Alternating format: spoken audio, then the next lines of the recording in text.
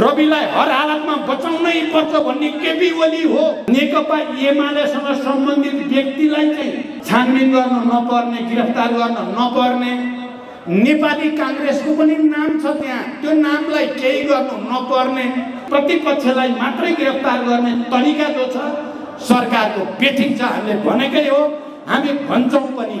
18 महिना सरकारको नेतृत्व गर्नुभयो नि त। संसदमा उहाँको हैसियत त तेस्रो दल हो, तेस्रो दल। तर उहाँले जब सरकारबाट बिदा हुँदै प्रधानमन्त्रीको कुर्सीबाट ओर्लिँदै हुनुहुन्थ्यो, त्यसपछि भोलिपल्टदेखि 100 दिन त कुर्न परै जाओस्, उहाँले डे फर्स्टदेखि सरकारका विरुद्धमा उहाँले आन्दोलनको चाहिँ जिहाद छेड्नुभयो, मसाल बोक्नुभयो। यही बिचमा उहाँले कयौँ मुलुकलाई, यो देशको पूर्व प्रधानमन्त्रीले मुलुकलाई बङ्गलादेशसँग जोड्नुभयो, जबकि देशको पूर्व प्रधानमन्त्री एकपटक होइन पटक पटक कांग्रेस व एमालेकै साथ समर्थनबाट भएको प्रधानमन्त्रीले यस प्रकारले सन्देश सम्प्रेषण गर्ने कुराले आम नागरिकहरूमा पनि यस बीचमा नकारात्मक कुराको सन्देश सम्प्रेषण हुने, नकारात्मक कुराको बढ्ता मार्केटिङ हुने परिस्थिति विकास भयो। यो दुःखद हो। एमालेको काखबाट प्रचण्डज्यू सरकारका प्रधानमन्त्री हुनुभयो। यस बीचमा गएको असार 30 गतेसम्म पहिला एमालेको काखबाट प्रधानमन्त्री बन्नुभयो, त्यसपछि केही समयपछि एमालेको काख फेरेर कांग्रेसको काख चढ्नुभयो, प्रधानमन्त्री बन्नुभयो। अलि पछाडि कांग्रेसको काख पनि उहाँलाई भारी भयो, त्यसपछि एमालेको काख चढ्नुभयो। क्रमशः उहाँ अस्तिको असार 30 गतेसम्म आउनुभयो। जो 18 महिना त कहिले कांग्रेसलाई प्रयोग गरेर, कहिले एमालेलाई प्रयोग गरेर हाम्रा काँधहरू चढेर प्रधानमन्त्री बनेको यथार्थ हो नि। जब उहाँ हामीले भन्यौँ यो मुलुकमा चाहे 46 भन्दा अगाडि हामीले पञ्चायती शासन व्यवस्था ठालेर प्रजातन्त्र निर्माण गर्ने बेलामा कांग्रेस कम्युनिस्टहरू मिलेरै यो देशमा प्रजातन्त्र आएको हो, बहुदलीय व्यवस्था आएको हो। त्यसपछि माओवादीको सशस्त्र द्वन्द्व चलिरहेको बेलामा माओवादीलाई शान्तिपूर्ण राजनीतिको मूलधारमा ल्याएर आजको विद्यमान शासकीय प्रबन्धहरूमा सहमत गराउने काम कांग्रेस एमाले मिलेरै भएको हो।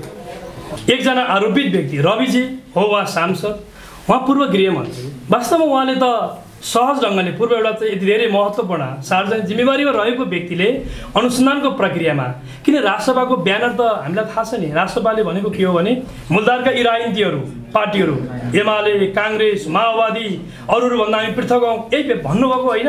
अस्तिको उहाँहरूको चाहिँ 21 सिट प्राप्त गरेको यही ब्यानरले होइन। तर उहाँहरू के भन्नुहुन्छ, विधिको शासन मान्छु भन्नुहुन्छ। तर खबरदार रवि लामिछानेलाई समाउन, गिरफ्तार गर्न, अनुसन्धान गर्न पाउँदैन भन्नुहुन्छ। यही हो विधिको शासन भनेको। अदालतलाई मान्छु भन्नुहुन्छ, तर अदालतले फैसला गर्नु पूर्वै, अदालती प्रक्रियामा प्रवेश गर्नु पूर्वै अदालतको आदेशबाट न्याय निर्माणको एउटा पाटो छ। अहिले त उहाँ अदालतकै आदेशबाट प्रहरीले अनुसन्धानमा समाएको हो नि, अनुमति त अदालतसँग प्रहरीले मागेको हो नि। अदालतको आदेशबाट, अनुमतिबाट प्रहरीले समाएको विषयलाई समेत एकातिर अदालत मान्छ भन्नुहुन्छ, अर्कोतर्फ अदालतले गरेको आदेश, अदालतको क्षेत्राधिकार भित्र प्रवेश गरेको विषयलाई खबरदार भनेर ल मेकरहरू, कानुन निर्माता सांसदहरूले कोर्ट सभामा के भाषण गर्दै हुनुहुन्छ। आन्दोलनको स्वरूप पनि हिजो एमाले, कांग्रेस, माओवादीहरूले गरेको भन्दा पृथक गर्छौ भनेको होइन। उहाँ हेर्नुहोस् त उहाँहरूले के गर्दै हुनुहुन्छ। देशको सम्मानित व्यक्ति, राष्ट्रको प्रधानमन्त्रीको पुतला बोकेर यस प्रकारको घाटसम्म शङ्ख बजाउँदै योभन्दा ठुलो मजाक, योभन्दा ठुलो चाहिँ अशिष्ट, असामाजिक, अमानवीय केही कुरा हुन्छ। उहाँहरू के गर्न खोज्दै हुनुहुन्छ। त्यसकारण उहाँहरू अनुसन्धानलाई प्रभावित गर्ने, अदालतलाई धम्क्याउने, प्रहरीलाई धम्क्याउने त्यो खेतीमा जसरी सिङ्गो राजसभा लाग्यो, यसले राजसभालाई साँच्चै माया गर्ने कार्यकर्ताहरूमाथि पनि यो कुराले वास्तवमा उहाँहरूलाई अन्याय राजसभा मार्फत भएको छ भन्ने लाग्छ। र यस प्रकारले हुलुजुतबाट यो देशको कानुन प्रभावित होइन। कानुन सबैका लागि समान हो। विद्युतको बकौताको प्रसङ्ग पनि ल्याउनु भयो। यो राज्य सबै व्यापार व्यवसायीहरूलाई हामीले उनीहरूलाई काम गर्ने वातावरण बनाउनुपर्छ। विद्युत महसुलको बकौता भुक्तानीको कुरा छ, लाइन काटाकाटको कुरा छ। यो प्रसङ्ग सरकारले एकदम प्रष्ट ढङ्गले, यसमा कुनै दुईटा अरू कसैले पनि राजनीति गर्न जरुरी छैन। कर्मचारीले पनि राज्यको आदेशहरूलाई, निर्देशनहरूलाई ग्रहण गर्नुपर्छ, बुझ्नुपर्छ। र अर्को तर्फ उद्योग व्यवसायहरूले उठाइरहेका जिज्ञासाहरू के हो त? ती सन्दर्भमा पनि सम्बन्धित संस्थाले त्यसका बारेमा पनि हल गर्नुपर्छ। उहाँहरूले विद्युतको महसुल प्रयोगको प्रमाण खोजिरहँदाखेरि त्यो बारेमा के हो भन्ने कुरा दायित्व बुझ्ने के हो भन्ने कुरा, किनभने विद्युत प्राधिकरण भनेको सरकारकै एउटा एजेन्सी हो, त्यो सरकार हो नि। एउटा व्यवसायहरूले सरकारसँग सोध्यो, सरकारसँग माग गर्यो, हामीले प्रयोग गरेको बिजुलीको चाहिँ महसुल त्यसको प्रमाण दियो भन्दै गर्दा त्यो के हो त्यसका बारेमा बुझेर अगाडि बढ भन्ने त्यो राज्यको दायित्व हो। रविलाई सामेल गर्न आवश्यक छैन भनेर बोलेको अहिलेसम्म तातै छ, त्यो धेरै चिसो भएको छैन। तपाईँ आफै पनि के त भन्दाखेरि समिति गठन गर्नु हुँदैन, रवि निर्देशन भनेर तपाईँ आफै पनि बोलेर भिडियो हामीसँग अहिलेसम्म प्रमाणको रूपमा छ होइन। यो कस्तो दुर्लभ प्रवृत्ति हो एमालेको भन्ने तपाईँको जनताले अहिले चाहिँ बुझ्न चाहिरहेको छ। धेरै धन्यवाद। के थियो रवि अहिले के भयो भन्ने। ठिक छ, माननीय महेश बर्तौलालाई हार्दिक अनुरोध गर्दछु।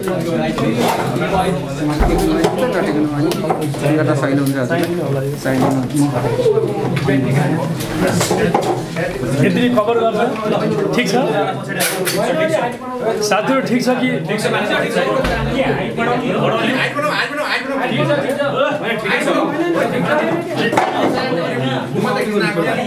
धेरै माथि भयो कि धेरै हाइट भयो।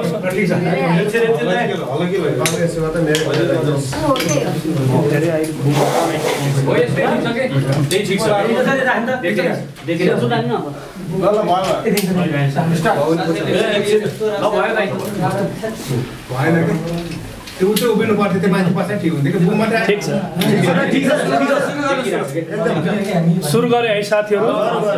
आदरणीय सबै अगुवा नेताहरू, मान्यज्यूहरू, सबै पत्रकार साथीहरू,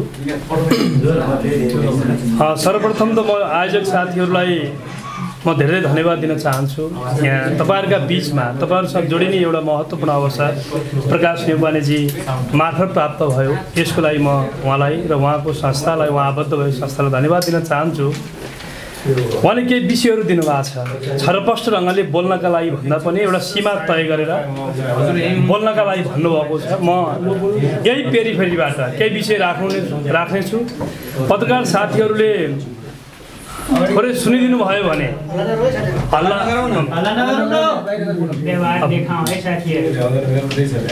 अहिले सरकारले 100 दिन बिताएको छ। संसदका दुई ठुला दलहरू नेकपा एमालेको नेतृत्वमा काङ्ग्रेस सहितको सरकार बनेको छ। सरकारले 100 दिन पार गरेको अवसरमा सरकारको तर्फबाट भएका काम प्रक्रियाहरूका सन्दर्भमा सामान्य प्रधानमन्त्री ज्यू मार्फत देशवासीलाई सम्बोधन गर्दै विषयवस्तुहरू सार्वजनिक भइसकेको छ। यहाँका लोकप्रिय मिडियाहरू मार्फत पनि प्रस्तुत भएको, सरकारको तर्फबाट प्रस्तुत भएको विषयवस्तुहरूलाई यहाँका लोकप्रिय मिडियाहरू मार्फत पनि प्रसारण वा प्रकाशन भइसकेको अवस्था छ।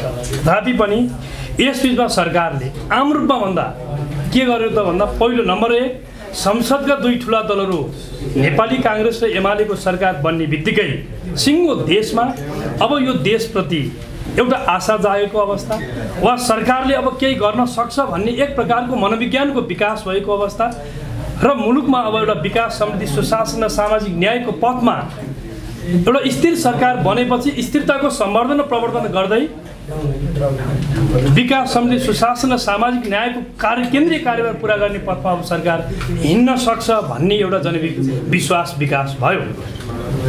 सबैभन्दा महत्त्वपूर्ण उपलब्धि भनेकै नागरिकहरूमा अब सरकारले केही गर्न सक्छ, देशमा केही हुन सक्छ भन्ने एक प्रकारको मनोविज्ञानको विकास नै त्यो एउटा असाध्यै यो सरकारको एउटा सरकार निर्माणसँग जोडिएको एउटा सकारात्मक प्रसङ्ग हो।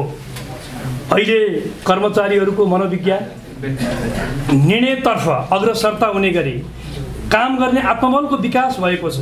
राज्य मातहतका सबै इन्स्टिट्युसनहरूले निष्पक्ष ढङ्गबाट बिना रोकटोक कसैको दर प्रभाव कर्कापट होइन, विद्यमान शासकीय प्रबन्धहरू, कानुनी प्रबन्धहरू र संविधान बमोजिम काम गर्न सकिने त्यस प्रकारको स्फूर्त ढङ्गले राज्यका एजेन्सीहरूले काम गर्ने परिस्थितिहरूको विकास भएको छ। यो अर्को महत्त्वपूर्ण उपलब्धि हो। अर्को महत्त्वपूर्ण काम भनेको यो 100 दिनका बिचमा हामी सबैलाई थाहा छ यो देशमा 52 देखि 62 सम्म यो मुलुकमा सशस्त्र युद्ध यो देशमा आरम्भ भयो।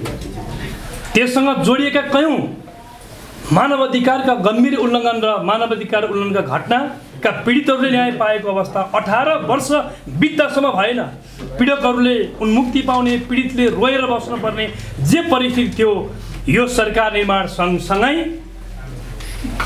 टीआरसीसँग सम्बन्धित विधेयक पारित गरेर त्यससँग सम्बन्धित आयोगहरू निर्माणको लागि सर्च कमिटी निर्माणको प्रक्रियाबाट अहिले मुलुक सरकार अगाडि बढिसकेको छ। यस अर्थमा यो देशको 18 वर्षदेखि बाँकी रहेको शान्ति प्रक्रियालाई निष्कर्षमा पुर्याउनका लागि सरकारले त्यससँग सम्बन्धित ऐन पारित गरेर त्यससँग आवश्यक भएका संरचनाहरूलाई निर्माण गर्दै अगाडि बढेको अवस्था, यो अर्को महत्त्वपूर्ण र सकारात्मक कुरा हो।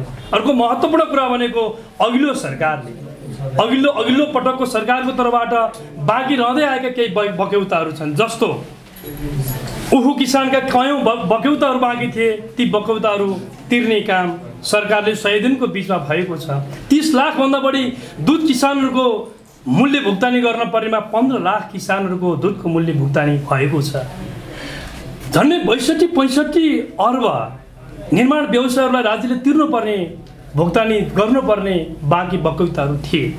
धेरै त होइन, झन्डै 7 अर्ब जति अहिले निर्माण व्यवसायहरूले प्रदान भएको छ। त्यो क्रम अगाडि बढेको छ। यस बीचमा 40 मेगावाट विद्युत आपूर्तिको निर्यातको सम्झौता, त्रिपक्षीय सम्झौता बङ्गलादेशसँग भएको छ। यो अर्को सकारात्मक महत्त्वपूर्ण काम र अर्को महत्त्वपूर्ण काम भनेको आज हामी सबैलाई थाहा छ देशको अर्थतन्त्र ठिक ठाउँमा छैन। देशको अर्थतन्त्र बरालिएको थियो, ट्र्याकभन्दा बाहिर गएको थियो, मुलुक असामान्य परिस्थितिमा गएको थियो। त्यसै कारणले गर्दा संसदका दुई ठुला दलहरू, हामीलाई थाहा छ नेकपा एमाले र नेपाली काङ्ग्रेस 84 सालको आम निर्वाचनमा गठबन्धन गर्दैन। हामी घोषित रूपमा प्रतिस्पर्धी हौँ। घोषित रूपमा प्रतिस्पर्धी भएको यी दलहरू, संसदका दुई ठुला दलहरू, यो मुलुकको असामान्य परिस्थितिका कारणले गर्दा, मुलुकमा निराशाहरू बढ्दै गएका कारणले गर्दा, सरकारप्रति आक्रोशहरू नागरिकहरूमा बढ्दै गएका कारणले गर्दा यो असामान्य परिस्थितिमा सम्हाल्न पर्छ, मुलुकलाई ट्र्याकमा लिकमा ल्याउनुपर्छ, बरालीको अर्थतन्त्रलाई लयमा ल्याउनुपर्छ भन्ने उद्देश्यकै आधारबाटै यो सरकार त्यस भावबाट निर्देशित भएर बनेको सरकार भएको कारणले गर्दा बिग्रेको अर्थतन्त्र कहाँनिर छ, कुन अवस्थामा आजको अर्थतन्त्र हो त? बिग्रियो भन्यौँ, लयमा छैन भन्यौँ, त्यसकारण यसलाई सुधार्न के गर्नुपर्छ? त्यसकारण विज्ञहरूको एउटा उच्च स्तरीय अर्थतन्त्र सुधार सुझाव आयोग निर्माण गर्ने, सैद्धान्तिक रूपमा कानुन रूपमा पनि यसका प्रबन्धहरू कसरी लैजाने, संरचनागत सुधारहरू कसरी गर्नुपर्छ, यो पाटोमा पनि सरकारले निर्णय गरेको छ आयोग बनाउने। यो 100 दिनको बिचमा भएको छ। अर्को महत्त्वपूर्ण कुरा भनेको 10 लाखभन्दा बढी यो देशका भूमिहीन सुकुम्बासीहरूले जग्गा धनी पूर्जा पाउन सकेको छैन। त्यो अव्यवस्थित बसोबासीहरू, सुकुम्बासीहरू, दलितहरू, भूमिहीनहरूलाई धनी पूर्जा वितरणको प्रक्रियालाई शीघ्र प्रक्रिया अगाडि बढाउने गरी यो काम विगतमा पनि आयोगहरू थिए, तर ती आयोगहरूले यो कामलाई सम्पन्न गर्नका लागि सकिरहेको थिएन। अब बन्ने आयोग सरकारले कार्यादेश मापदण्ड निर्माण गरेको छ। त्यसमा पनि अब तत्काल आयोगहरू बन्छन्। यो आयोग नेपालमा अब यो अन्तिम आयोग हुनेछ। 20औं आयोगहरू भूमिहीनहरूको लागि जग्गा धनी पूर्जा वितरण गर्नका लागि बने। अब यो आयोग अन्तिम आयोग हुनेछ जसले अव्यवस्थित बसोबासीहरूको पहिचान गर्नेछ, सुकुम्बासीहरूको पहिचान गर्नेछ, तिनलाई धनी पूर्जा वितरणको काम सुनिश्चित गर्नेछ। यस लयबाट अहिलेको सरकार अगाडि बढेको छ। आम रूपमा 100 दिन आफैमा सरकारको मूल्याङ्कन गर्ने पर्याप्त दिन होइन, पर्याप्त समय होइन। हामी अहिले वास्तवमा भन्ने हो भने यो सरकार रनवेमा छ, पुरा प्यासेन्जरहरू राखेर ककपिटमा पाइलटहरू बसेर अब टेकअफको अवस्थामा छ। जब जहाज टेकअफ नभइकन माथिबाट के दृश्य कहाँ कसो देख्यो, कहाँ होचो कहाँ अग्लो भन्न सकिँदैन, किनभने हामी रनवेमा छौँ। 100 दिन भनेको सरकार रनवेमै रहेको अवस्था। हामी जस्ट टेकअफको फेजमा छौँ। सरकारले अब गियर बदल्छ, टेकअफ लिन्छ, त्यसपछि 84मा टेकअफ गर्दै गर्दाखेरि ककपिटमा रहेका 2 जना पाइलट, सामान्य प्रधानमन्त्री केपी शर्मा ओलीज्यूले जहाजको टेकअफ गर्दै गर्दा 84 सालमा त्यसको ल्यान्डिङ, नेपाली काङ्ग्रेसका सभापति मान्ने पूर्व प्रधानमन्त्री शेरबहादुर देउवाज्यूले ल्यान्डिङ गर्नुहुनेछ। यसरी यो बीचमा सरकारले के गर्यो अरू प्रक्रियाहरू अरू छलफलहरू यहाँहरूका बिचमा कसरी अगाडि बढिरहेको छ हामी यस बिचमा तपाईँहरूसँग फेरि पनि जोडिन्छौँ। यस सन्दर्भमा सरकार यसरी काम गर्दै गर्दा यो वास्तवमा यो देशको एउटा संसदीय परम्परा संसदीय लोकतन्त्रमा सामान्यतया सरकार निर्माण भएको 100 दिन विपक्षीहरूले प्रतीक्षा गर्ने त्यो सामान्य चलन हो। तर नेपालमा यो विश्वका कुनै पनि संसदीय मुलुकमा संसदीय व्यवस्था भएको संसदीय लोकतन्त्र भएका मुलुकमा तपाईँ हेर्नुभयो भने सरकारले के गर्यो कसो गर्यो भन्ने चिजसँग जोडिएर विपक्षी दलले आन्दोलन गरेको अवरोध गरेको असहयोग गरेको त्यो हामी कम पाउँछौँ बाहिर। तर नेपालमा हामी सबैलाई थाहा छ नि 2079 सालमा निर्वाचन भयो। निर्वाचन भएपछि पौष 10 गते पूर्व प्रधानमन्त्री प्रचण्डज्यूको नेतृत्वमा सरकार बन्यो। गठबन्धन काङ्ग्रेससँग थियो, चुनाव काङ्ग्रेससँग मिलेर लड्नुभएको थियो, सरकार एमालेसँग मिलेर बनाउनु। एमालेको काखबाट प्रचण्डज्यू सरकारका प्रधानमन्त्री हुनुभयो। यस बीचमा गएको असार 30 गतेसम्म पहिला एमालेको काखबाट प्रधानमन्त्री बन्नुभयो, त्यसपछि केही समयपछि एमालेको काख फेरेर काङ्ग्रेसको काख चढ्नुभयो, प्रधानमन्त्री बन्नुभयो। अलि पछाडि काङ्ग्रेसको काख पनि उहाँलाई भारी भयो, त्यसपछि एमालेको काख चढ्नुभयो। क्रमशः उहाँ अस्तिको असार 30 गतेसम्म आउनुभयो। जो 18 महिना त कहिले काङ्ग्रेसलाई प्रयोग गरेर कहिले एमालेलाई प्रयोग गरेर हाम्रा काँधहरू चढेर प्रधानमन्त्री बनेको यथार्थ हो नि। जब उहाँ हामीले भन्यौँ यो मुलुकमा चाहे 46 भन्दा अगाडि हामीले पञ्चायती शासन व्यवस्था ढालेर प्रजातन्त्र निर्माण गर्ने बेलामा काङ्ग्रेस कम्युनिस्टहरू मिलेरै यो देशमा प्रजातन्त्र आएको हो, बहुदलीय व्यवस्था आएको हो। त्यसपछि माओवादीको सशस्त्र द्वन्द्व चलिरहेको बेलामा माओवादीलाई शान्तिपूर्ण राजनीतिको मूलधारमा ल्याएर आजको विद्यमान शासकीय प्रबन्धहरूमा सहमत गराउने काम काङ्ग्रेस एमाले मिलेरै भएको हो। संविधान निर्माणको बेलामा काङ्ग्रेसको नेतृत्वमा एमाले सरकारमा थियो, एमाले काङ्ग्रेस मिलेरै संविधान घोषणा भएको हो। संविधान कानुनको आजको फेजमा संविधानमाथि र आजको शासकीय प्रबन्धमाथि खुलमखुला चुनौती दिइरहेको अवस्थामा काङ्ग्रेस र एमाले यो असामान्य बेलामा मिलेर अगाडि बढ्नुपर्छ भनेरै हामी 2084 को घोषित प्रतिस्पर्धी भए पनि मिलेर जानुपर्छ भनेर हामीले यो सरकार निर्माण गरेर यहाँसम्म आइपुगेको हो। तर यही बिचमा हामीले प्रचण्डज्यूलाई समर्थन दियौँ, कहिले काङ्ग्रेसले कहिले एमाले। 18 महिना सरकारको नेतृत्व गर्नुभयो नि त। संसदमा उहाँको हैसियत त तेस्रो दल तर उहाँले जब सरकारबाट बिदा हुँदै प्रधानमन्त्रीको कुर्सीबाट ओर्लिँदै हुनुहुन्थ्यो त्यसपछि भोलिपल्टदेखि 100 दिन त कुर्न परै जाओस् उहाँले डे फर्स्टदेखि सरकारका विरुद्धमा उहाँले आन्दोलनको चाहिँ जिहाद छेड्नुभयो, मसाल बोक्नुभयो। यही बिचमा उहाँले कयौँ मुलुकलाई यो देशको पूर्व प्रधानमन्त्रीले मुलुकलाई बङ्गलादेशसँग जोड्नुभयो, जबकि देशको पूर्व प्रधानमन्त्री एकपटक होइन पटक काङ्ग्रेस वा एमालेकै साथ समर्थनबाट भएको प्रधानमन्त्रीले यस प्रकारले सन्देश सम्प्रेषण गर्ने कुराले आम नागरिकहरूमा पनि यस बिचमा नकारात्मक कुराको सन्देश सम्प्रेषण हुने, नकारात्मक कुराको बढ्ता मार्केटिङ हुने परिस्थिति विकास भयो। यो दुःखद हो। लोकतन्त्रमा सत्ता पक्षलाई प्रतिपक्षले जहिले पनि खबरदारी गर्नुपर्छ। संविधान र कानुन बमोजिम प्रतिपक्षले सरकारलाई खबरदारी गर्नुपर्छ, अनि मात्र लोकतन्त्र समृद्ध हुन्छ। तर सरकारबाट बाहिर हट्ने बित्तिकै पानी बिनाको माछा जस्तो छटपटाएर जुन ढङ्गबाट आन्दोलनको चाहिँ योजना बनाउने, आन्दोलन गर्ने, जे देशलाई बङ्गलादेश बन्छ भनेर चाहिँ जे खालको हेट स्पिचहरू दिने कुरा भए यी कुरा दुःखद कुरा हुन्। यस्तो कुरा लोकतन्त्रमा संसदीय व्यवस्थामा प्रमुख प्रतिपक्ष वा प्रतिपक्षसँग अपेक्षा गरिँदैन। अस्ति तपाईँलाई थाहा छ यो देशमा विपद आयो। विपदको बेलामा सरकार विपद सामना गर्नका लागि आफूसँग जे स्रोत साधन छ त्यसलाई अधिकतम परिचालन गरेर तत्काल राहत उद्धारमा सरकार जुट्यो। 391 मानिसहरूको निधन भयो, 2555 भन्दा बढी घरहरू ड्यामेज भए। ती सबैका लागि राहतका लागि सरकारले तत्काल आफ्नो तहबाट व्यवस्थापन गर्यो। मृतक 391 परिवारलाई तत्काल 2 लाखको दरले क्षतिपूर्ति राहत पठायो। तत्काल देशको सरकारले आफ्नो तर्फबाट गर्नुपर्ने कामहरू गर्यो। तर सरकार विपदमा यस प्रकारले नागरिकको सेवामा लागिरहेको बेला, राहत उद्धारमा लागिरहेको र अब पुनर्निर्माणको योजना बनाउँदै गर्दा विपक्षीहरूबाट हामीले अपेक्षा गरेका थियौँ। विपक्षीहरूले बैठक बसेर अब सरकारलाई यो राहत उद्धारमा, यो विपद भनेको न प्रतिपक्ष न सत्तापक्ष, यो सबैको साझा चुनौती हो, साझा समस्या हो, साझा ढङ्गले हल गर्नुपर्छ, समाधान गर्नुपर्छ। दुःखमा एक ठाउँमा सिङ्गो देश उभिनुपर्छ, यो सन्देश हामीले दिनुपर्छ भनेर प्रतिपक्षले बैठक राखेर सरकारलाई सहयोग गर्छ होला भनेर हामीले कल्पना गरेका थियौँ। सरकार यो विपदमा पुनर्निर्माण र राहत उद्धारमा हटिरहेको बेलामा विपक्षीहरूले बैठक त बोलाउनु भयो, बैठक त बस्नुभयो, तर पछाडिबाट सरकारलाई ढेल्ने, पछाडिबाट सरकारलाई घचेड्ने यो कुरा शोभनीय भएन। लोकतन्त्रमा आजको संसदको गणितको यथार्थताले सरकार त आतेताते चलिरहन्छ। हेर्नुहोस्, सरकार अस्थायी कुरा हो, तर हामीले उठाएका मुद्दा, हाम्रा संस्कृति, हाम्रा मूल्य मान्यताहरू हामीले जनता र देशलाई केन्द्रमा राखेर कसरी गरिरहेका छौँ भन्ने कुरा भोलि जवाफ दिन सकिने गरी ती व्यवहारहरू प्रदर्शन गर्नु उपयुक्त हुन्छ। त्यस प्रकारको रचनात्मक सृजनात्मक सुझाव, खबरदारी वा प्रश्नको अपेक्षा सरकारले प्रतिपक्ष वा विपक्षीहरूबाट गर्छ र विपक्षी तलबाट हुने यस प्रकारको खबरदारीलाई सरकारले स्वीकार गर्नुपर्छ, स्वागत गर्नुपर्छ।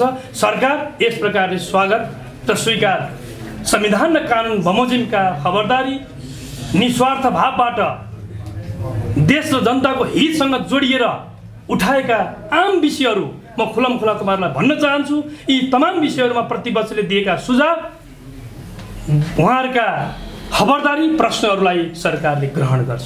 त्यस बमोजिममा आफूलाई कतिपय हिसाबले व्यवस्थित ढङ्गले अगाडि बढाउन पर्ने ठाउँमा सरकारले त्यस बमोजिम काम गर्छ। अर्को प्रसङ्ग यहाँले ल्याउनु भयो,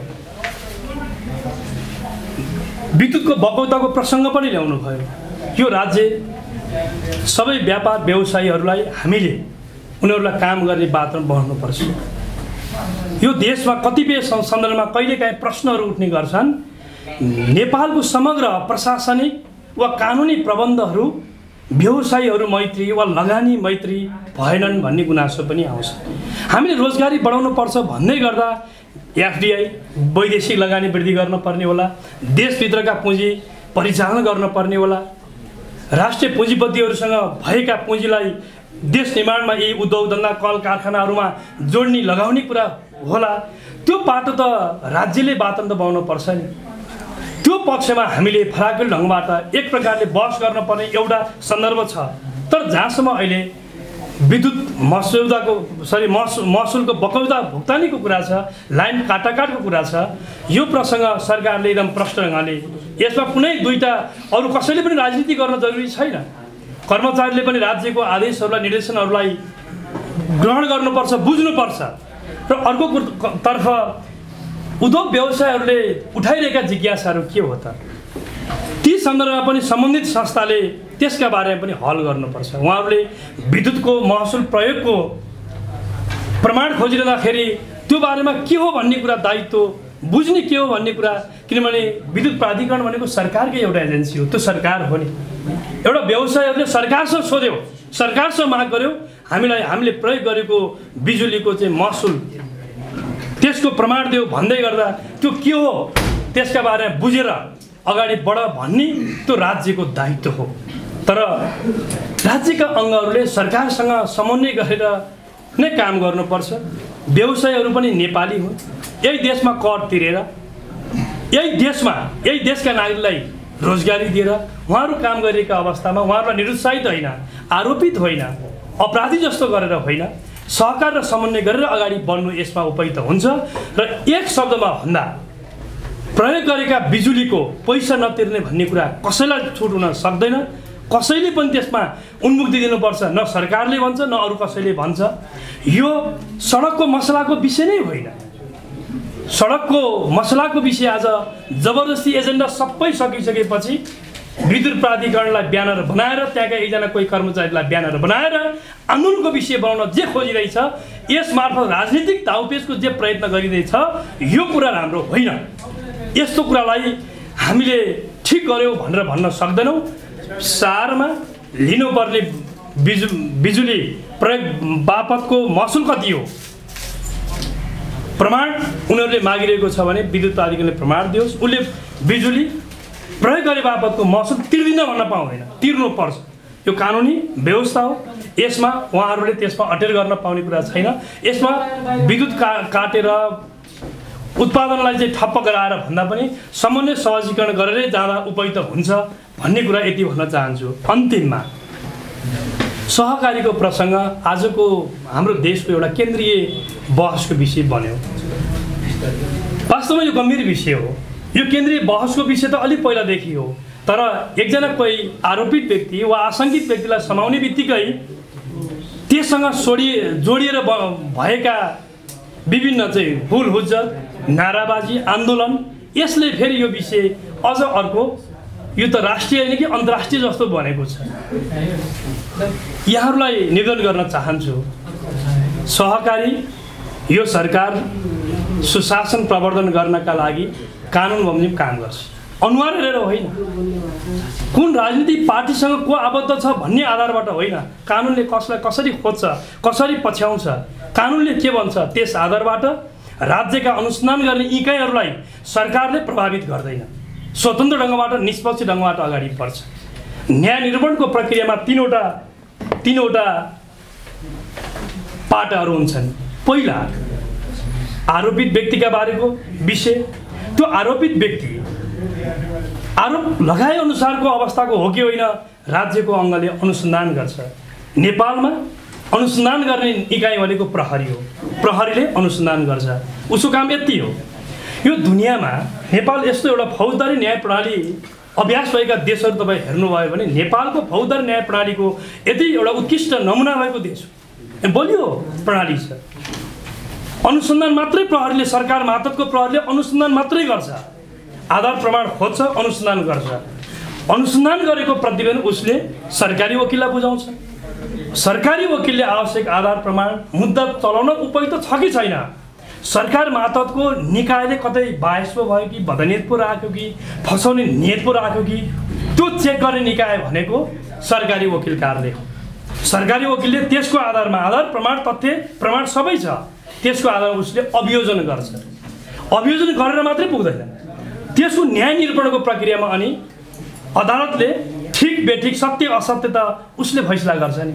भनेको अर्थ एउटा फौजदारी एउटा केसमा, मुद्दामा यस प्रकारको प्रक्रिया जोडिन्छ। त्यसकारण कसैलाई फसाउन, कसैलाई बदनामित गर्न सरकारले चाहेर हुन्छ, सकिन्छ। तपाईँ कल्पना गर्नुहोस् त, सरकारको तर्फबाट, सरकारको मातहतमा रहेको अनुसन्धान इकाइ भनेको प्रहरी हो, प्रहरीले अनुसन्धान मात्रै गर्छ, मुद्दा दायर गर्ने कुरा पनि सरकारले गर्दैन, सक्दैन, उसले केवल प्रतिवेदन मात्रै पेश गर्छ सरकारी वकिललाई। तर आज फैसला के भएको छ भने अनुसन्धानको प्रक्रिया बल्ल आरम्भ हुँदैछ, तर अदालतले गर्ने फैसला जसरी हुल हुज्जत गरेर, नाराबाजी गरेर, कोर्ट सभा गरेर, आन्दोलन गरेर फलानु व्यक्ति निर्दोष छ, निर्दोष व्यक्तिलाई किन समाइयो, किन राजनीतिक प्रतिशोध जे कुरा गरिँदैछ यो बेठिक छ, यो बेठिक छ।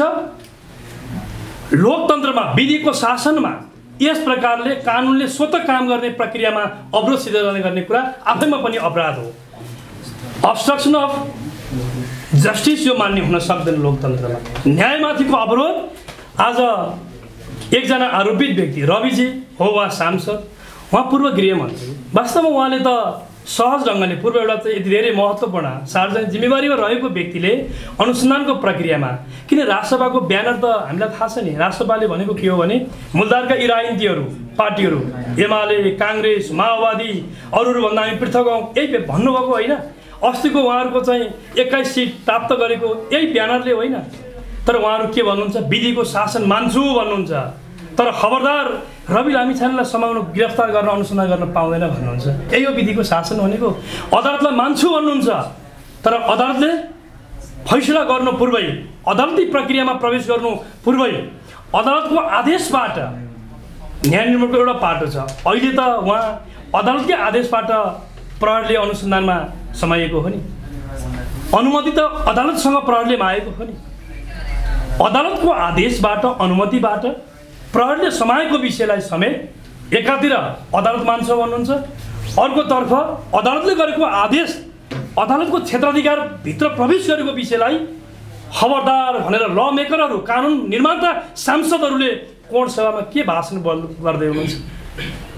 आन्दोलनको स्वरूप पनि हिजो एमाले काङ्ग्रेस माओवादीहरूले गरेको भन्दा पृथक गर्छौ भनेको होइन उहाँ। हेर्नुहोस् त उहाँहरूले के गर्दै हुनुहुन्छ? देशको सम्मानित व्यक्ति राष्ट्रको प्रधानमन्त्रीको पुतला बोकेर यस प्रकारको घाटसम्म शङ्ख बजाउँदै योभन्दा ठुलो मजाक, योभन्दा ठुलो चाहिँ अशिष्ट असामाजिक अमानवीय केही कुरा हुन्छ? उहाँहरू के गर्न खोज्दै हुनुहुन्छ? त्यसकारण उहाँहरू अनुसन्धानलाई प्रभावित गर्ने, अदालतलाई धम्क्याउने, प्रहरीलाई धम्क्याउने त्यो खेतीमा जसरी सिङ्गो राजसभा लाग्यो, यसले राजसभालाई साँच्चै माया गर्ने कार्यकर्ताहरूमाथि पनि यो कुराले वास्तवमा उहाँहरूलाई अन्याय राजसभा मार्फत भएको छ भन्ने लाग्छ। र यस प्रकारले हुलुजुतबाट यो देशको कानुन प्रभावित होइन। कानुन सबैका लागि समान हो। अहिलेको सरकारसँग यो जोडेर धेरै हेर्नु पनि पर्दैन। उहाँहरूले सम्मान्य प्रधानमन्त्रीका नामै किटेर रवि मानिजीले भन्नुभयो, अहिलेको बहालवाला प्रधानमन्त्री यो देशमा प्रधानमन्त्री भएको जम्मा 100 दिन भयो। योभन्दा 18 महिना अगाडि प्रचण्डज्यू देशको प्रधानमन्त्री हुनुहुन्थ्यो। 80 साल माघमै उहाँको बारेमा पोखरामा, कास्की जिल्लामा त्यहाँको प्रहरी कार्यालयमा एउटा उजुरी परेको थियो, किटानी जाहेर परेको रहेछ। पछि यी विषयहरू संसदको राज्य व्यवस्था समितिमा आयो। क्रमशः विषयवस्तुहरू हाउसमा उठेपछि हाउसमा यो विषय आन्दोलनको विषय भयो। उदय मान्यज्यू यहीँ हुनुहुन्छ, हामी यहीँ छौँ। त्यति बेला हामी प्रतिपक्षमा थियौँ, प्रचण्डज्यू सरकारको नेतृत्वमा हुनुहुन्थ्यो।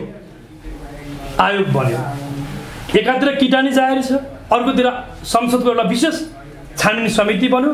त्यो समितिको समेत रिफरेन्सको आधारमा, सिफारिसको आधारमा, पहिलेको किटानी जाहेरका आधारमा समेत कयौँ मानिसहरू अनुसन्धानमा प्रक्रियामा पर्नुभएको छ। त्यही रिपोर्टले भनेका छविलाल जोशीजी अलि अगाडि अनुसन्धानको प्रक्रियामा प्रहरीलाई सहयोग गरेर बसिरहनु भएको छ। त्यही बमोजिम रविजीलाई गिरफ्तार गर्ने बित्तिकै अनि राजनीतिक प्रतिशोध अनि यो सरकार मुर्दाबाद, यो सरकारसँग जोडिएको विषय के हो? तपाईहरु सबैले थाहा पाउनुपर्छ। जुन दिन संसदको बैठकबाट संसदले बनाएको विशेष छानबिन समितिले प्रतिवेदन पेश गर्यो, त्यो दिनको बैठकमा रविजीका पार्टीका सांसदहरूलाई सोध्नुहोस्, उहाँहरू त्यो बैठकमा हुनुहुन्थ्यो कि हुनुहुन्थेन? हुनुहुन्थ्यो, स्वयं रविजी पनि हुनुहुन्थ्यो। त्यो दिनको बैठकमा हामी सबैले त्यो प्रतिवेदनलाई सर्वसम्मतिलाई एक्नलेज गरेको हो कि होइन? एक्नलेज गरेको। हामी सबैले कसैको विरोध त्यहाँ रहेन, खबरदारी रहेन प्रतिवेदन उपर। अनि हामी सबै राजसभाका सभापतिजी माननीय रविजी सहित राजसभाका 21 जना सांसद समेत उपस्थित भएको त्यो बैठकको चेयर गरिरहनुभएका सम्मान्य सभामुख महोदयले संसदको त्यो गरिमामय बैठकमा प्राप्त गरेको त्यो प्रतिवेदनलाई जस्ताको तस्तै, शब्द सुन्नु, जस्ताको तस्तै दोषीहरू नउम्किउन्, कानुन बमोजिम कारबाही गरून्, पीडितहरूले न्याय पाउन्, डुबेका बचतहरू फिर्ता हुन्, यस हिसाबको लिखित निर्देशन रुलिङ त्यसै दिन त्यही बैठकबाट भयो। अनि रवि लामिछानेजीले ताली ठोक्नु भएको होइन, केवल ठटाउनु भएको होइन, समर्थनमा त्यही प्रतिवेदन कार्यान्वयन गर्नका लागि छविलाल जोशीजी अनुसन्धानको प्रक्रियामा हुँदाखेरि त्यो राजनीतिक पूर्वाग्रह भएन। अनि अहिलेको विषय राजनीतिक पूर्वाग्रह कसरी भयो मलाई भनिदिनुहोस् कि यो देशमा राजसभा भए बापत, राजसभाका सांसदहरू भए बापत वा राजसभा मार्फत सांसद भएर अरू अलिअलि माथिल्लो पद पुगे पनि बापत के कानुनले काम गर्न पाउँदैन भन्ने हो? संविधान र कानुनमा त्यस प्रकारको लेखनी गर्नुपर्छ भन्ने हो कि यो देशमा राजसभाका साथीहरूलाई छुट्टै कानुन, अरूलाई छुट्टै भन्न मिल्छ? त्यसकारण कानुन सबैका लागि बराबर हो। जहाँसम्म सत्तापक्षलाई बचाउन खोज्यो आफ्ना छानी, यसमा पनि म तपाईँलाई प्रश्न पार्न चाहन्छु। कानुनले तपाईँ र मेरो छलफलले होइन नि, तपाईँको र मेरो छलफलले को अपराधी हो होइन भन्न मिल्छ? फलानलाई किन नसमा, फलानलाई किन नसमा, रविजीले त समाउनु हो भन्नुहुन्छ। राजसभा डिस्टर्ब हुन्छ, किन नसमाएको, राजसभाका सभापति मात्रै समाउने भन्ने प्रसङ्गहरू, नाराहरू पनि उहाँहरूले लगाउनु भयो। म यहाँहरूलाई निवेदन गर्न चाहन्छु, राजसभाका रविजी कानुनले खोजेर, सरकारले खोजेर होइन, कानुनले खोजेर उहाँ आरोपित हुनुहुन्छ, आशङ्कित हुनुहुन्छ, उहाँ कसुरदार होइन, अनुसन्धानको प्रक्रिया मात्रै हो। राजसभाका सभापतिजीलाई गिरफ्तार भयो अनुसन्धानको लागि, अनि विपक्षी दलहरूको तर्फबाट अर्थात् राजसभाका सभापतिलाई समाइयो। त्यसपछि एकजना काङ्ग्रेसको पनि समाइदिनु पर्ने, एकजना माओवादीको पनि समाइदिनु पर्ने, एकजना एमालेको पनि समाइदिनु पर्ने भन्ने हुन्छ। उहाँहरूको माग यो हो। कानुनले के भन्छ भन्ने कुरा हो कि तपाईँको र मेरो छलफलले के भन्छ भन्ने कुरा हो। सडकमा के नारा निकाल्नुहुन्छ भन्ने आधारबाट हो। आधार र प्रमाण पुगेको कानुन बमोजिम दोषी देखिएका कोही पनि व्यक्तिलाई यो सरकारले फेरि पनि भन्न चाहन्छु, राजनीतिक रङका आधारबाट सत्तापक्ष र प्रतिपक्ष भन्ने पनि कहीँ अपराधमा हुन्छ। सत्तापक्ष प्रतिपक्ष भन्ने हुँदैन। कानुनले दोषी देखेका हकमा त्यस बमोजिम यो सरकारले दण्डित गर्छ। दण्डित प्रक्रियामा आफ्नो राज्यका अङ्गहरूलाई परिचालन गर्छ र दोषी हो होइन, निर्दोष हो कि दोषी हो भन्ने कुरा अदालतले निरूपण गर्छ। त्यो सरकारले भन्ने कुरा होइन। त्यसकारण यो प्रक्रियामा सुशासन प्रवर्धनको लागि सरकारले कोही कसैलाई पनि अनुहार हेरेर दबाब दिएको आधारबाट सरकार धम्किएर डराएर कसैलाई उन्मुक्ति दिनका लागि राज्यका स्वतन्त्र ढङ्गबाट अनुसन्धान गर्न खोज्ने सामर्थ्य भएका अङ्गलाई प्यारालाइज गर्दैन। त्यसकारण म फेरि पनि आग्रह गर्न चाहन्छु, यो प्रक्रियामा जसरी अहिले हुल हुज्जत गर्ने काम भएको छ यो बेठिक छ। यो कुनै राजनीतिक प्रतिशोधको आधारबाट यसरी बुझ्नु हुँदैन। यस बिचमा पनि तपाईँलाई थाहा छ नि, हिजो स्मरण पनि तपाईँहरूलाई यस बिचमा पनि यहाँ छलफल बहसमा यी कुराहरू उठेका छन्। माओवादी हिजो सरकारमा हुँदा प्रचण्ड आफै प्रधानमन्त्री हुँदा उहाँको अत्यन्त नजिकको विश्वासिलो पात्र भनेका कृष्णबहादुर महरा, रविजी गृहमन्त्री हुनुहुन्थ्यो अस्ति पछिल्लो पटक। रविजी गृहमन्त्री हुँदा पूर्व गृहमन्त्री पूर्व सभामुख रविजी मातहतमा रहेको गृह प्रशासनले अनुसन्धानको लागि पक्राउ गरेको हो कि होइन? माओवादीले राजनीतिक प्रतिशोध भन्न आन्दोलन गर्यो, सायद गरेन भन्ने लाग्छ। हामीले सुनेनौँ, माइती गरेर घेरेको सुनेनौँ, शङ्ख बजाएर काहीँ प्रधानमन्त्रीको पुतला दहन गरेको सुनेनौँ। नेपाली काङ्ग्रेस आफै सरकारमा थियो। बालकृष्ण खाँ नेपाली काङ्ग्रेसको सिनियर नेता, काङ्ग्रेसभित्रबाट भविष्य भनेर बाहिर पनि चर्चा चलेको व्यक्तित्व हो। एउटा अनुसन्धानको प्रक्रियामा प्रहरीले गिरफ्तार गर्यो, नेपाली काङ्ग्रेस सरकारमा थियो। खोइ नेपाली काङ्ग्रेसले देशव्यापी आन्दोलन गरेको मैले सुनिनँ, देखिनँ। नेकपा एमालेसँग आबद्ध भएको व्यक्ति पार्टीका सचिव हुनुहुन्थ्यो, सांसद अहिले निलम्बन हुनुहुन्छ टोपबहादुर रायमाझी। सोही प्रकरणमा उहाँ पनि अनुसन्धानको प्रक्रिया जोडिनु भयो। एमाले पनि खोइ काहीँ आन्दोलन गरेन। अहिले सहकारी छानबिनसँग जोडेका कयौँ प्रसङ्गहरूमा पनि तपाईँले जेलमा जति पनि मानिसहरू छ नि, यो मल्टी पार्टी डेमोक्रेटिक सिस्टम हो। हरेक मान्छे हरेक पार्टीमा आबद्ध होला, कोही भोटर होला, कोही अभियन्ता होला, कोही नेता होला। तर कानुनले को नेता, को अभियन्ता, को सभापति, को पूर्व गृहमन्त्री, को पूर्व सभामुख चिन्दैन भन्ने कुरा त नजिर छैन। धनुषा जिल्ला अदालतको आदेशबाट कान्तिपुरका सञ्चालकलाई रविजी गृहमन्त्री हुँदा उहाँले गिरफ्तार गर्दै गर्दाखेरि सो पार्टीले निकालेको विज्ञप्ति हेर्नुहोस्। अहिले उहाँले काशी जिल्ला अदालतले गरेको आदेश बमोजिम उहाँको गिरफ्तारीलाई उहाँको पार्टी निकालेको विज्ञप्ति तुलना गर्नुहोस्। यस्तो मिल्दैन। कानुनी शासन जोसुकै होस्, पद जोसुकै होस्, कानुनले पद चिन्दैन भन्ने कुरा बुझ्नुपर्छ। मल्टी पार्टी डेमोक्रेटिक सिस्टममा मान्छेको आस्था मैले फेरि पनि भने अनेक ठाउँमा हुन्छ। जेलमा गएर हेर्नु हो भने तपाईँले अहिले यसो हेर्ने हो भने कि राष्ट्रपति त अस्तिबाट जन्मिया हो के? जेलमा भएका मानिसहरू के सूर्यलाई भोट हालेका छन्, के रुखलाई भोट हालेका छन्, के हँसे अदरलाई भोट हालेका धेरै देख्नुहुन्छ नि। माओवादी यो विचार सरकारमा थियो, काङ्ग्रेसै विचार सरकार थियो, एमाले नै विचार सरकार थियो नि। राजनीतिक पूर्वाग्रह हुन्थ्यो भने जेल खाली हुन्थ्यो होला नि त। कल्पना गर्नुहोस् त, जेलमा कोही पनि नहुनु पर्ने, जेल त हताहत भइरहेको छ त। अनि रविजी अनुसन्धानको घेरामा लाने बित्तिकै सब कुरा। त्यसकारण यसरी जोड्न हुँदैन। हामी राजसभा एउटा वैकल्पिक राजनीतिक शक्तिका रूपमा विकास भएको पार्टी हो, तर कानुन बन्ने उसले पनि काम गर्नुपर्छ। उच्च नैतिकता, उच्च जवाफदेहिता उहाँहरूले पनि निर्वाह गर्नुपर्छ। झन् उहाँ त पूर्व गृहमन्त्री भइसकेको व्यक्ति हो, उहाँले पनि यस प्रक्रियामा सहजीकरण सहयोग गर्नुपर्छ भन्ने हाम्रो आग्रह हो। तथापि आज पनि विपक्षी दलको तर्फबाट, प्रतिपक्षी दलको तर्फबाट सडकमा जुन प्रकारको खबरदारी संविधान र कानुन बमोजिम प्रचण्डज्यूले हिजो भन्दै हुनुहुन्थ्यो, अब हामी सिंहदरबार र बालुटार घेर्छौँ भन्दै हुनुहुन्थ्यो। यसो भनिहाल्न परेन। 100 दिन भयो प्रधानमन्त्री छोड्नु भएको। तपाईँले हिजो गरेको फोहोरहरू सफा गर्दैन हाम्रो 100 दिन बित्यो। यो 100 दिन त वास्तवमा उहाँले गरेको फोहोर सफा गर्दैन बित्यो। अब हामी काम गर्दैछौँ प्रतिपक्षलाई साथमा लिएर। हामी प्रमुख प्रतिपक्षलाई छोड्दैनौँ। संविधान संशोधनको प्रक्रियामा हामी काङ्ग्रेस र एमालेको सङ्ख्याको दम्मबाट हामी अगाडि बढ्दैन। हामी सर्वस्वीकार्यताका विषयवस्तु के हुन् हामी छलफल गर्छौँ। जसरी तपाईँले अस्ति हेर्नुभयो प्रमुख प्रतिपक्षका नेता प्रचण्डज्यू प्रधानमन्त्री हुँदैकै बेलामा एउटा उहाँले कानुन पारित हुनुभन्दा पहिल्यै एउटा सर्च कमिटी विशेष गरी यो शान्ति प्रक्रियासँग जोडिएका आयोगहरूको सन्दर्भमा उहाँले गठन गर्नुभएको थियो। त्यसपछि कानुन पारित भयो, कानुन बमोजिम हामीले अर्को बनाउन भएको भए पनि हुन्थ्यो। तर हामी प्रमुख प्रतिपक्षलाई साथमा लिएर उहाँहरूले गरेका राम्रा कुराहरूलाई पनि सँगसँगै बोकेर हामी मिलेर यो देश पाउन चाहन्छौँ। संसदको आजको गणितको यथार्थलाई जे छ यही जगमा मिलेर हामीले नागरिकको अपेक्षा पुरा गर्नुपर्छ। देशमा अहिले एउटा एक प्रकारको निराशाहरू बढेको छ। त्यो निराशा बढेको कुरा स्वीकार गर्ने हामी राजनीतिक पार्टीहरूले त्यसमा घिउ तेल गर्न हुँदैन। त्यसलाई जिम्मेवार बोधका साथ देश सञ्चालन गर्दै आएका हामी राजनीतिक दलहरूले पनि हामी सबैले खबरदारी प्रश्नहरू संविधान बमोजिमलाई सरकारले स्वीकार गर्छ। प्रतिपक्ष र प्रमुख प्रतिपक्षलाई साथमा लिएर सरकार देश निर्माणमा विशेष गरी सुखी नेपाली समृद्ध नेपाल निर्माणको राष्ट्रिय आकांक्षा पुरा गर्न, विकास समृद्धि सुशासन र सामाजिक न्यायको केन्द्रीय कार्यभारहरू पुरा गर्न यो सरकार प्रतिबद्ध छ।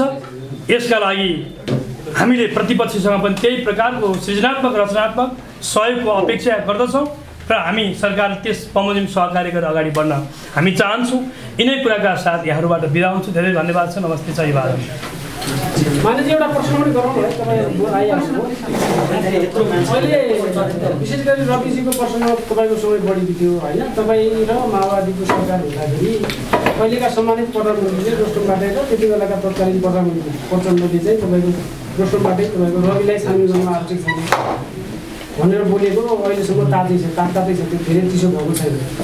तपाईँ आफै पनि के त भन्दाखेरि समिति गठन गर्नु हुँदैन रवि निर्देशन भनेर तपाईँ आफै पनि बोलेर भिडियो हामीसँग अहिलेसम्म प्रमाणको रूपमा छ होइन। यो कस्तो दोग्ला प्रवृत्ति हो एमालेको भन्ने तपाईँको जनताले अहिले चाहिँ बुझ्न चाहिरहेको छ। धेरै धन्यवाद। के थियो रवि अहिले के भयो भन्ने? ठिक छ, महत्त्वपूर्ण प्रश्न तपाईँले भन्नुभयो। काङ्ग्रेसका त्यति बेला आदरणीय नेता मान्यजी यी हुनुहुन्छ। उहाँहरूको पार्टीले नेपाली हामी सरकारमा थियौँ, नेपाली काङ्ग्रेस प्रतिपक्षमा थियो। नेपाली काङ्ग्रेसले विभिन्न प्रकरणहरूलाई आधार बनाएर प्रमाणहरू देखाएर उहाँहरूले माग गर्नुभयो। हामीले भन्यौँ गृहमन्त्रीज्यूलाई नेपाली काङ्ग्रेसको तर्फबाट त्यति बेला बोल्ने कुराको पनि सहजता भएन। यहाँहरू सबैलाई थाहा छ त्यति बेला गृहमन्त्रीजीले राजीनामा दिनुपर्छ, बोलिरहनु पर्ने अवस्था रहेन किनकि उहाँसँग जोडेका विषय यति धेरै गम्भीर छन्। त्यस कारणले गर्दा किटानी जाहेरीका आधारबाट पनि उहाँले चाहिँ यो पदमा बसिरहनु कन्फ्लिक्ट अफ इन्ट्रेस्ट हुन्छ, अनुसन्धानको समग्र प्रक्रियाहरूमा बाधा अवरोध हुन्छ। त्यसकारण बोल्ने कुरा पनि जरुरी भएन, उहाँले राजीनामा दिनुपर्छ भनेर माग भयो। नेपाली काङ्ग्रेस संसदको ठुलो दल, प्रमुख प्रतिपक्षी दल, उहाँहरूको तर्फबाट त्यो माग भएपछि 1 महिना हुन्छ हुँदैमा गयो। हामीले भन्यौँ एउटा व्यक्तिका बारेमा प्रश्न उठेपछि सम्बन्धित व्यक्तिले संसदको रोस्टमबाट मेरो बारेमा लागेको कुरा के हो भन्न पाउनुपर्छ। हामीले भनेको यही हो, भन्न पाउनुपर्छ। भन्न पाइसकेपछि त्यसपछि संसदको अन्य प्रक्रियाहरूमा कसरी अगाडि बढाउने जाउँला भएको सहमति हो। त्यसपछि नेपाली काङ्ग्रेसले संसदको रोस्टमबाट जब रविजीलाई आफ्नो तर्फबाट बोल्न दिनुभयो त्यसपछि संसदको विशेष छानबिन समिति बन्यो। विषय त यही हो। हामीलाई थाहा छ त्यति बेला हामीले भन्यौँ संसद जस्तो एउटा गरिमामय संस्थाले एउटा व्यक्तिका लागि नेपाली काङ्ग्रेस तर्फबाट अर्को पनि माग भएको थियो, रविजीकै नाममा विशेष छानबिन समिति बनाउनुपर्छ, यही कुरा थियो। हामीले भन्यौँ ताजा छ, फेरि पनि म रिकल गराउन चाहन्छु। हामीले भन्यौँ एउटा व्यक्तिको नाममा संसद जस्तो गरिमामय संस्थाले छानबिनको लागि विशेष समिति बनाउने कुरा आफैमा पनि यो गलत नजिरको विकास हुन्छ। त्यसकारण हामीले समग्रतामा सहकारी ठगी पीडितहरूको न्यायका लागि, सहकारी ठगी प्रकरणमा जोडिएकाहरूलाई कानुनी कारबाही गर्नका लागि समिति बनाऊ भन्यौँ। नेपाली काङ्ग्रेस त्यसमा तयार भयो। यसै गरी जाउँ, सरकार पनि तयार भयो, प्रमुख प्रतिपक्ष पनि तयार भयो। त्यसमा भएको त यही हो। जब आयोग भन्यो हाम्रो त्यति बेलाको भनाइ प्रसङ्गै के हो भने जब अब आयोग बन्यो नि, आयोग बनेपछि अब प्रधानमन्त्रीसँग हिजो माग उठान गर्ने कोही सांसदसँग वा मैले भनेको कुरासँग यसको सम्बन्ध के भयो र? त्यसकारण हामी कोही पनि कानुनभन्दा बाहिरको व्यक्ति त होइन। संसदको छानबिन समितिले एउटा अध्ययन गर्यो, जब छानबिन समितिको एउटा अध्ययन रिपोर्ट आइसकेपछि त्यो सदनमा पारित भयो के अरे पेश भइसकेपछि त्यही संसदले सरकारका नाममा रुलिङ गरिसकेपछि संसदले गरेको रुलिङ सरकारले म मान्दिनँ भनेर त्यो प्रतिवेदन च्यात्न त मिल्दैन, कारण त गर्नु पर्यो। त्यस कारणले गर्दा यी प्रसङ्गहरूमा भएको सन्दर्भ यही हो। यसको जे तपाईँले कनेक्सन गर्न खोज्नुभयो, यसमा रविजीलाई हिजो हामीले बचाउन खोजेको, उहाँलाई निर्दोष तपाईँले काहीँ कतै पनि हो रविजीको नाममा छानबिन गर्न पर्दैन हामीले भनेको हिजो, हामी आज पनि त्यसमा अडानमा ठिक छौँ। रविजीका नाममा छानबिन गर्नुपर्छ भनिनु कुरा त्यो संसद जस्तो एउटा ठुलो संस्थाले एउटा व्यक्ति सांसदका बारेमा छानबिन गर्ने कुरा त्यो राम्रो होइन भनेकै हो। त्यो भनेको प्रति अहिले पनि हामीले गलत गर्यो भन्दैनौँ। अहिले त के हो भने प्रतिवेदन त बन्यो, संसदले बनाएको छानबिन समितिले जब एउटा प्रतिवेदन निकाल्यो हो त्यसको आधारमा रविलाई अहिले के कसुरदार भनिसक्यो हो, रविजी अहिले पुरै दोषी भएर सजायको अवस्थामा पुगेको त होइन नि। अहिले अनुसन्धानको प्रक्रिया आरम्भ भयो। त्यो अनुसन्धान भोलि मलाई पनि होला, मसँग जोडिएको कुनै विषय आयो भने तपाईँसँग होला, अर्कोसँग होला। यसको अर्थ के भने कानुनी शासनमा कानुनले खोज्यो भने हामी सबैले सहयोग गर्नुपर्छ भन्ने ठाउँबाट बुझ्नुपर्छ। यसमा मैले यहाँहरूको बिचमा एक कुरा राख्छु। मैले थोरै जोडेँ। त्यसो भए संसदीय विशेष समितिले तपाईँको चाहिँ नेपाली काङ्ग्रेस उपसभापति धनराज गुरुङको प्रसङ्ग पनि बिचमा आएको थियो। तपाईँकै पार्टीका चाहिँ नेता ऋषिकेश पौडेलको पनि त्यहाँ कुरा आएको छ होइन। उहाँहरूलाई चाहिँ तपाईँहरूले दुधले नुहाइदिनु भयो भन्ने छ नि के अहिले कसरी तपाईँको यही कुरा मिलेन? तपाईँ यति लामो समय भन्दै लास्टमा तपाईँले फेरि त्यही प्रश्न मैले सुन्नु न, मैले अहिले भने नि ठिक छ, रविजीसँगै प्रसङ्ग जोडेको छविलालजी त 1 महिना अगाडि पक्राउ पर्नुभयो, त्योभन्दा पछाडि रविजी पर्नुभयो। अनुसन्धानको प्रक्रियामा कानुनले तथ्य र प्रमाण त जुटाउनु पर्ला नि। म यति तपाईँलाई विश्वास दिलाएर भन्न चाहन्छु, भोलि पनि तपाईँ पनि यही समाजमा रहनुहुन्छ, म पनि रहन्छु, हामी सँगै रहन्छौँ। किनभने यी यस्ता विषयहरू तथ्य प्रमाण उजागर गर्नुहोस् न यहाँहरूले पनि। तपाईँको मेरो सल्लाहका आधारबाट मात्रै होइन, कसैले भनिदिएको आधारबाट मात्रै होइन, हरेक मान्छेका सामाजिक जीवनहरू हुन्छन्। कानुन र प्रमाणले तथ्यले उसलाई यदि गलत छ भन्ने हो भने ऊ प्रक्रियामा आउला नि होइन र? नहुँदाखेरि तपाईँका नाममा मैले आरोपित गर्ने, मेरा नाममा अर्कोको नाममा भन्ने हिसाबले हुँदा नि हाम्रो देश कानुनी शासन बमोजिम अगाडि बढ्छ। राज्यले कानुन बमोजिम निर्माण भएका अङ्गहरूलाई प्रभावित पार्दैन। यो सरकारले, मैले अहिले पनि भने, यो सरकारले यही बिचमा पनि हेर्नुहोस्, एमालेसँग आबद्ध भएका कयौँ मानिसहरू पनि यही बिचमा काङ्ग्रेससँग वा माओवादीसँग सम्बन्ध भएका मानिसहरू पनि सहकारी ठगीसँग जोडिएका आशङ्कित व्यक्तिका नामबाट अहिले पनि प्रहरीको अनुसन्धानको प्रक्रियामा हुनुहुन्छ। त्यहाँ ढोरपाटनका मेयर एमालेसँग आबद्ध हुनुहुन्थ्यो नि। मैले सरकारमा त हामी छौँ नि होइन, त्यसरी यसरी जोड्न हुँदैन। त्यसरी कानुनलाई विश्वास गरौँ, राज्यका अङ्गहरूले काम गर्छ भन्ने भरोसा गरौँ। काहीँ कतै यदि तपाईँहरूले भनेको आशंका बमोजिम काहीँ त्यस्तो व्यवहार क्रियाकलाप सरकारबाट आउन थाल्यो, रनकजनक भयो भने तपाईँ त फेरि प्रश्न गर्न एउटा चाहिँ तपाईँलाई कसैले अवरोध त गर्दैन नि हो। त्यति बेला फेरि पनि हामी जवाफको कठघरामा त उभिन्छौँ। मैले यति कुरा भन्छु, धन्यवाद। तपाईँ धेरै प्रश्न भयो, एउटा अन्तिम प्रश्न भयो जस्तो पछिल्लो समय चाहिँ तपाईँको पार्टी एकदम विवादमा आएको छ एउटा केसले गर्दाखेरि होइन। जस्तो यो उहाँले दिएको यसो गरौँ न, यो दुईजना तपाईँ बस भयो, दुईजना त्यो छुट्टै कोठामा गएर बस्नुहोस्। ठिक छ, धन्यवाद। तपाईँको कुरा बुझ्यो, तपाईँले मलाई ठिक छ, धन्यवाद। मैले फेरि यही विषय उहाँले अर्को ढङ्गले गर्नुलाई म यति भनौँ, एकजना व्यक्तिले एमालेलाई सम्बोध दिन चाह्यो, नेकपा एमालेको लागि कार्यालय चाहिएको अवस्था थियो। 72 पछि भूकम्पमा हामी समस्यामा थियौँ, कार्यालय हामीलाई चाहिएको अवस्था थियो। एकजना कोही व्यक्ति हामीलाई दिन चाह्यो, उसले नेपाललाई कानुन बमोजिम, नेपाल सरकारको कानुन बमोजिम ट्याक्स तिरेर कमाएको सम्पत्तिबाटै दिन खोजेको विषयलाई नेकपा एमाले ग्रहण गर्यो। यो विषय ठुलो भोल्युममा सहयोग प्राप्त गरेपछि ठुलो भोल्युममा यसको बहस हुनेको लागि अन्यथा लिन मिल्दैन। तर यसमा कुनै बदनियत राखेर, कुनै गलत सौदाबाजी गरेर उसले केही जग्गा एमालेलाई दिए बापत, कार्यालय भवन बनाउन सहयोग गरे बापत एमालेको तर्फबाट केही गरिदिने होइन। यो सरकारसँगको लेनादेना विषय होइन, यो नेकपा एमाले र जग्गा दान दिनेको विषय हो। नेकपा एमाले र जग्गादाताको बिचको कुरा हो। यो सरकारसँग जोडिएको प्रसङ्ग पनि होइन, सन्दर्भ पनि होइन। जबरजस्ती सरकारको मसला बनाउन खोजेर जे प्रयत्न गरिएको छ यो होइन। म तपाईँलाई यति भन्न चाहन्छु। धन्यवाद।